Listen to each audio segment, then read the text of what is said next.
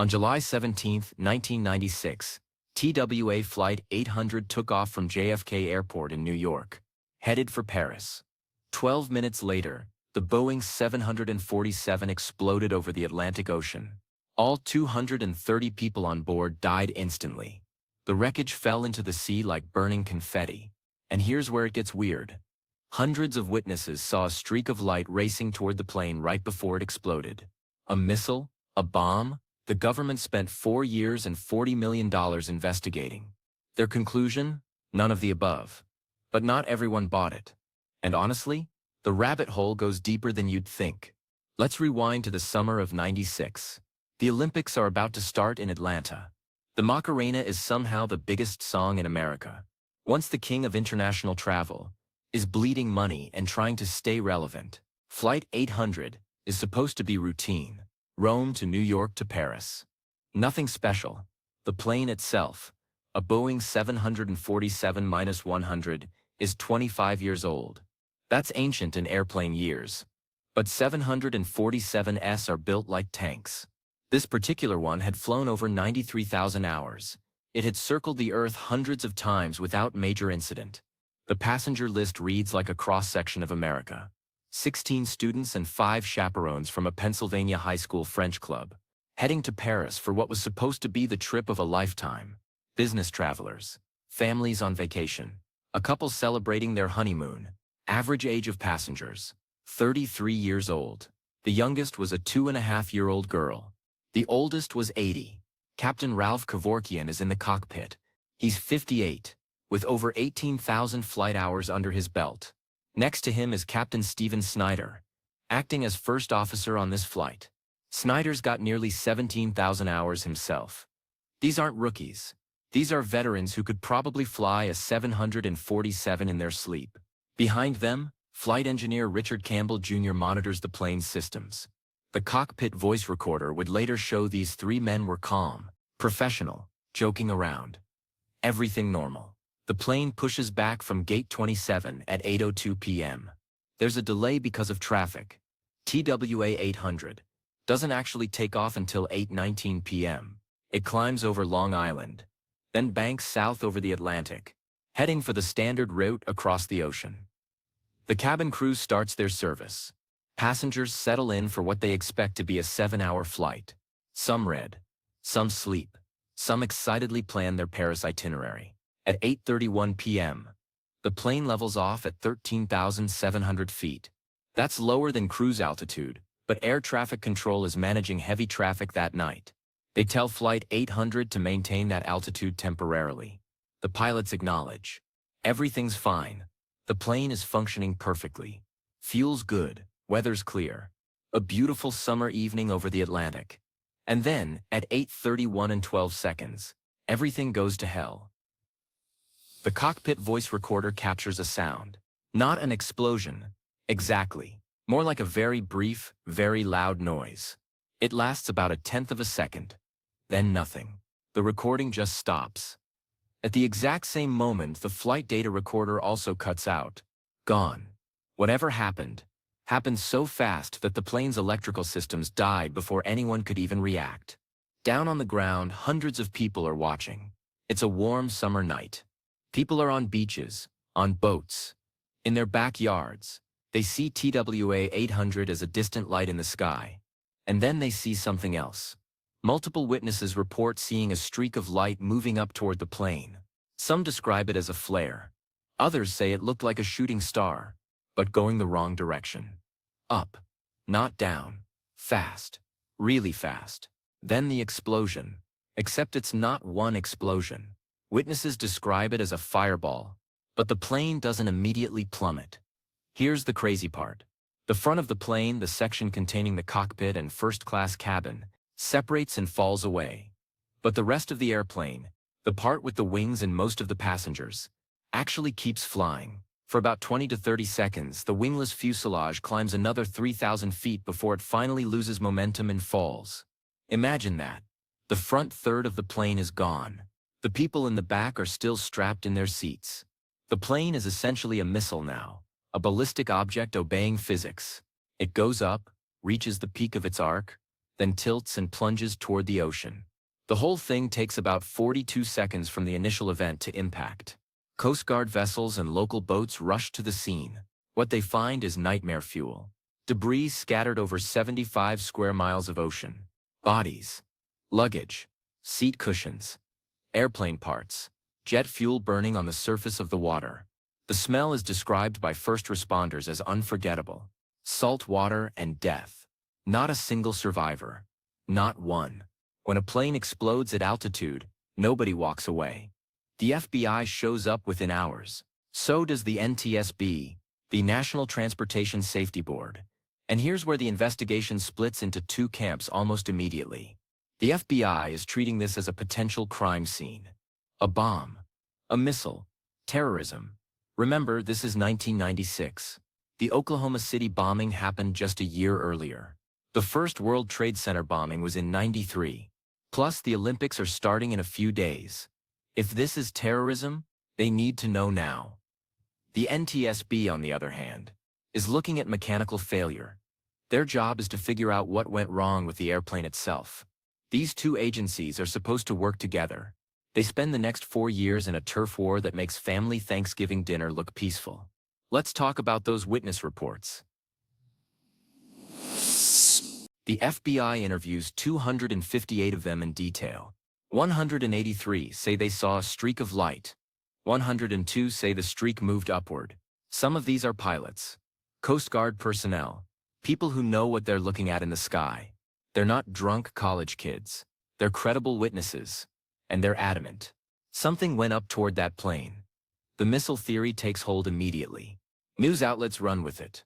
Former military personnel go on TV and say it sure sounds like a surface-to-air missile strike. Some theorists point to U.S. Navy exercises happening in the area that night. Maybe a missile went rogue? Maybe it was a training accident the government wants to cover up? The Navy denies this. Loudly. Repeatedly. They say none of their missiles were anywhere near Flight 800. But trust in government is not exactly at an all-time high in the 90s. Then there's the bomb theory. The FBI finds traces of explosive residue on some of the recovered wreckage. The media loses its mind.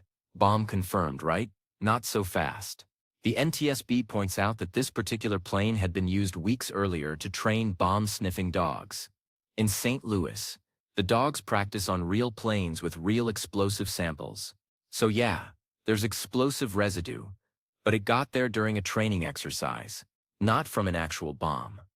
The FBI eventually clears the explosive residue, but they're not done. They conduct one of the most extensive investigations in Bureau history. They interview thousands of people. They look at every passenger and crew member's background. They check for terrorism connections, disgruntled employees, insurance fraud, anything. And they come up empty. No evidence of a bomb. No evidence of sabotage. No one on that plane had any reason to blow it up, and no one on the ground had the means or opportunity to shoot it down. Meanwhile, the NTSB is doing something unprecedented. They recover the airplane, almost all of it, from the bottom of the Atlantic Ocean. In 120 feet of water, they send divers down to map the debris field. They use sonar and underwater cameras. They bring up over 95% of the aircraft, piece by piece, and reconstruct it in a hangar, burned, soaked in salt water, and scattered across 75 square miles of ocean floor. That's what they're dealing with. And what do they find? The center wing fuel tank exploded. That's the NTSB's conclusion. The 747 has a fuel tank in the center of the plane, between the wings. It's directly below the passenger cabin. This tank was nearly empty, just vapor and fumes. The plane had flown from Athens to New York earlier that day, and the tank wasn't refilled for the Paris leg. Here's the problem. Jet fuel vapor is incredibly flammable, more dangerous than liquid fuel. Actually, all it needs is an ignition source. A spark, a hot surface, anything. But where would that spark come from? The NTSB focuses on the Fuel Quantity Indication System, the FQIS. This is the system that tells pilots how much fuel is in each tank. It involves probes, wiring, and sensors running through the fuel tank. Some of that wiring was old. 25 years old, remember. The insulation around the wires can crack and degrade over time. If bare wires touch, they can arc. Heat plus fuel vapor equals boom. The NTSB ran tests. They put fuel vapor in sealed containers and tried to ignite it with various heat sources. They found that even a tiny amount of energy, less than what a normal spark generates, could blow a fuel tank apart. They looked at Flight 800's maintenance records and found the plane had issues with its FQIS before, not major issues, but enough to raise eyebrows, faulty readings, intermittent problems, the kind of thing that might indicate deteriorating wiring. Here's where it gets technical, but stick with me because it matters. When the center wing tank exploded, it didn't destroy the whole plane instantly. The explosion blew out the bottom of the fuselage and severed the forward section of the aircraft. The cockpit, first-class cabin, and part of the forward galley separated and fell. The rest of the plane, now missing its nose, became aerodynamically unstable, but it still had thrust. The engines were still running, so it climbed. Witnesses saw the fireball and thought the whole plane was on fire and climbing. What they actually saw was a noseless fuselage continuing forward and upward on momentum and engine power until physics took over. This explains the witness reports. The streak of light they saw wasn't a missile. It was burning fuel and debris falling away from the initial explosion. Or it was the fuselage itself, on fire, climbing into the sky. When you're on the ground, looking up at a disaster happening miles away in the dark, your brain interprets motion relative to fixed reference points. Something falling down can look like something else going up. It's a trick of perspective. The FBI even ran computer simulations showing how the witness reports matched what the NTSB's reconstruction showed. But not everyone accepts this. Critics. And there are a lot of them, to point out problems with the NTSB's theory. For one, Boeing had built over 1,200 of these 747s. None of them had ever experienced a center wing tank explosion in flight before. If degraded wiring was the culprit, why hadn't it happened to other planes? The NTSB's answer is that it's a perfect storm scenario. Empty tank, hot day, old wiring, just the right conditions all aligning at once.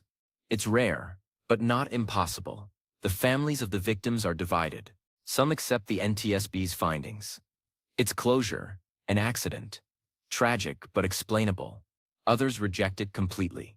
They believe the government is lying, that there was a missile, and admitting it would be too embarrassing or too damaging to national security. Lawsuits are filed. Some settle. Others drag on for years. In 2000, the NTSB issues its final report. Official cause is explosion of the center wing fuel tank, due to ignition of flammable fuel-air mixture. Probable ignition source is a short circuit in the FQIS wiring. They recommend sweeping changes to fuel tank safety on all commercial aircraft. Airlines are ordered to install inerting systems that replace fuel vapor with nitrogen, making explosions nearly impossible. That costs billions of dollars across the industry. But it happens. No commercial airliner has suffered a fuel tank explosion since the FBI closes its criminal investigation the same year. No bomb, no missile. Case closed. But conspiracy theories don't die easily. Documentaries are made, books are written. Retired investigators go on record saying they don't believe the official story. Pierre Salinger, a former press secretary and journalist, becomes convinced it was a Navy missile and stakes his reputation on it. He's later ridiculed when his evidence turns out to be an internet hoax. Fast forward to 2013.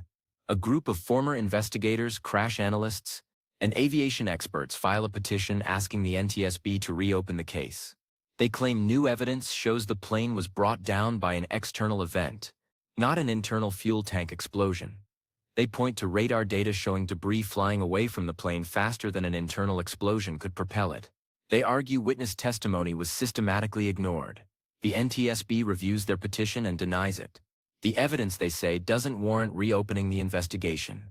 So what really happened? Here's the honest answer. We'll probably never know with absolute certainty. The physical evidence supports the NTSB's conclusion. The center wing tank exploded. The plane came apart. Everyone died.